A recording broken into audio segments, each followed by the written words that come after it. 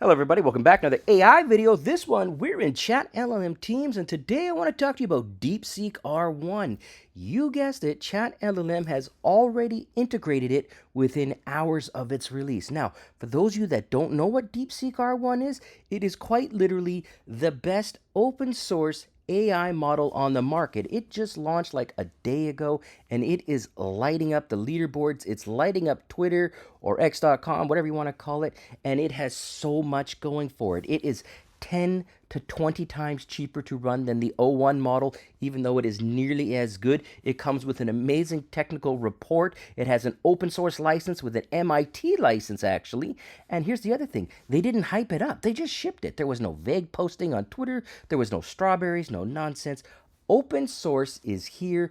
They're putting the heat on, guys, and I'm going to show it to you. Let's dig in. Let's take a look.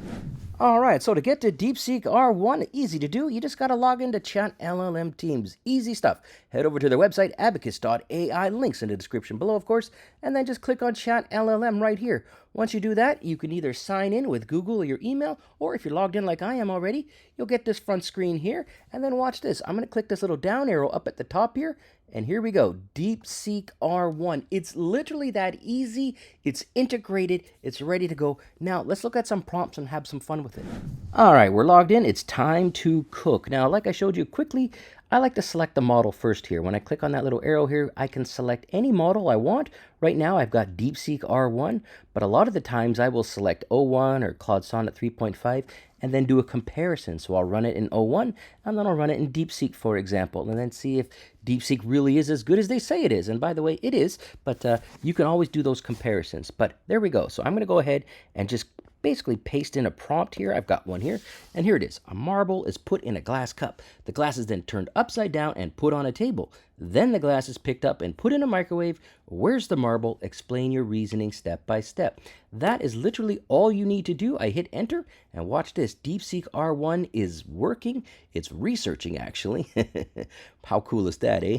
And then now it's going to go ahead and cook up its answer. It takes a few seconds. It's not as fast as 4.0, obviously, but it's a lot faster than O1, so it's kind of in the middle there. And here it is, step-by-step plan, which is nice because that's what we asked for. Analyzing the marble's position when the glass is inverted. Okay. Determine the marble's location after inversion on the table since the open cup lacks a mechanism to trap it. Okay. Confirm the marble remains on the table when the glass is moved to the microwave. All right. Check. And then here we go. It analyzes, it goes through it step by step. It gives you its reasoning or reasoning traces in there. This is absolutely awesome, and that is just one example. Let's take a look at another. All right, did you guys see how fast and easy that was? That was amazing. And if you're an American AI lab, you are probably sweating pretty hard right now because, yeah, that's open source. That is amazing. You're going to want to read that paper and copy what they did because they're coming for you.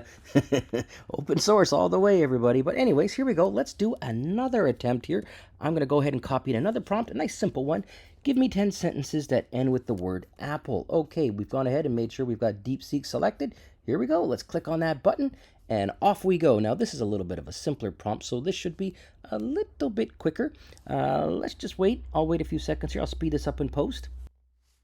I didn't even have to speed it up. Here we go. So here are 10 sentences that end with the word apple or have apple at the ending. And you'll notice here that of these 10, 9 of them are correct, but number 9 here is not correct. So the model isn't perfect. It's really, really good. And apple is the second from the last word. But again, it's really, really, really good. And that compares probably quite well to OpenAI's O1. In fact, let's go ahead and take a look. This is what it's for, guys. Let's go ahead. Give me 10 sentences that end with the word apple. Now, I'm going to run it here in O1. This is just an additional thing I want to show you. This is going to take a little bit longer because O1's a little slower. I'm going to come back when it's done and show you what they got. All right, welcome back, and look at that. They got 10 out of 10. So anecdotally, yeah, O1 is still the big dog. All right, fair enough. And this is just one example. I highly recommend that you try out your own.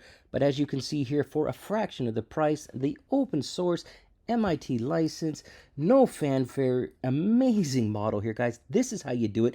I recommend you try ChatLLM Teams, log in, drop down to DeepSeek R1, do some comparisons with O1, try DeepSeek R1, do that, Let me know what you think. Leave a comment below. Thanks for watching.